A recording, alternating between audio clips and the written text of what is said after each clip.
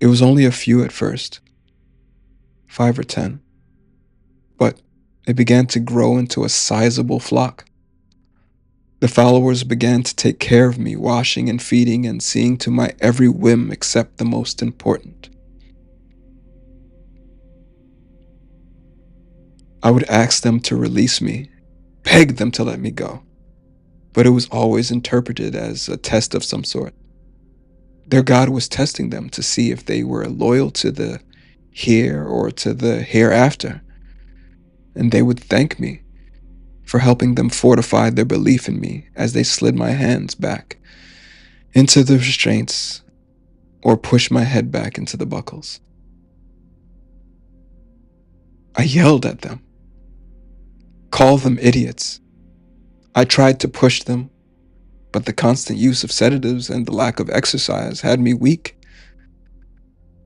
I wasn't wasting away, but I wasn't getting the exercise I needed, to be certain.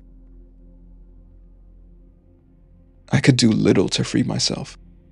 My bonds always replaced, and after a while, I just gave in. The funny thing was that whatever I was telling them while I was under was working. McAllister showed me the money he had made. One, earned from stock and selling property. And the cult thrived. What's more, they all claimed to have cast off whatever addiction or mental health problems or childhood trauma had plagued them and were addicted now to nothing but serving me. Like McAllister had said, those who tried to leave or turn to their lives reported feeling hopeless and manic unless they could return to my presence and hear my words, whatever they were. That was when things began to get bad. McAllister was truly addicted to my influence, and it led him to overstep. McAllister had been gathering his followers at his home, and while it was large, it was becoming too small to hold all of them. I can't really speculate on how many were there, but the basement was standing room only. I sat beneath a small bar that he was standing on, and the sea of bodies was dizzying. Though he was speaking, they all looked at me as if I were speaking through him. So many eyes looking at me, my body still held in the chair I had sat in for God knew how long, was something I never got used to. It never made me feel powerful to have them worship me. I always felt like a pet. Its freedom just one open door away. McAllister said they would be moving to a new place soon, a place that would house them comfortably. They could all stay there indefinitely, leaving their jobs and lives behind so they could care for their captive God. He didn't say where it was, but he said they would all go this afternoon and to prepare for a long journey. They were all so happy, their faces enraptured as he told them of their new home. But I began to feel that this would never end. When he began to bring people to see me, I had hoped that someone would fail to see me as he did and get me out of here. They would take me away from him. They would call the police, and I would be saved from my captivity. That never happened. Whatever power I had held them in sway, and after a while I doubted that I would ever get out of here. I didn't know how long I had been McAllister's captive God, but I knew that no matter how comfortable the life, this had to end.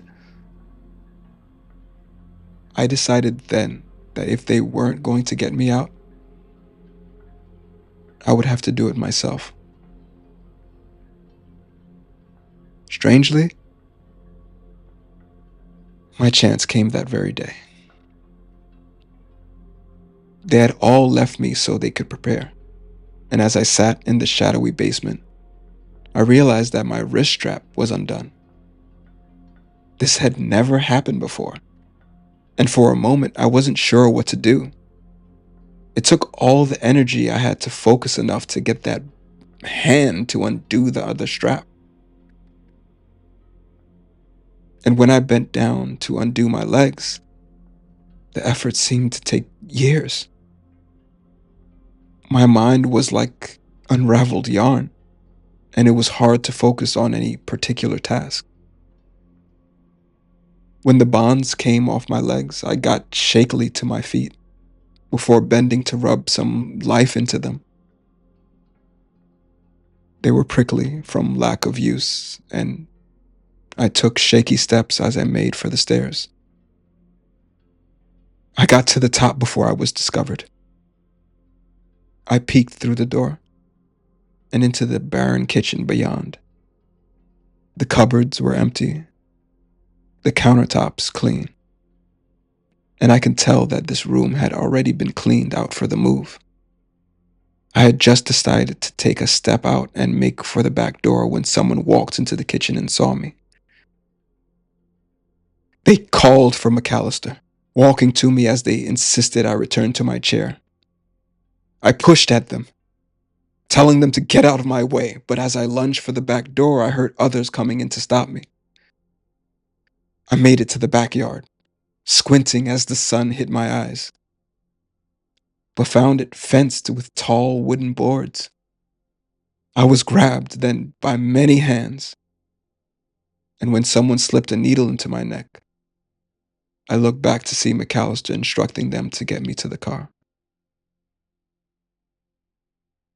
I came to sometime later, and I was laying in an elaborate bed, my hands cuffed to the frame. That began the worst of my confinement, though it was thankfully the end of it. After that, the drugging became worse. McAllister and his inner circle kept me in a near constant catatonic state. The drugs he used were no longer just injected. They began to experiment with other substances. The documents that were found later said they received different outcomes when different kinds of drugs were used. And they often sat around and drank or laughed as I came in and out of reality. I was aware of nothing in those times. A ship drifting on a sea of time.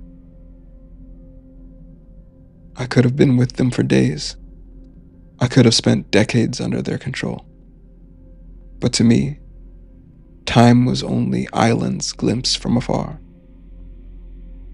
I didn't see many people in that time, just the 5 or so who were in McAllister's inner circle. But these men always spoke as if they were doing very well. Often there was cigar smoke around my bed, the smell of expensive liquor, and always the low murmur of talk as they waited for me to tell them what else they might do to gain more power. I had become their oracle, their captive god as opposed to a revered deity. And they threatened to use me up. These are the times I remember the least about, except for the end.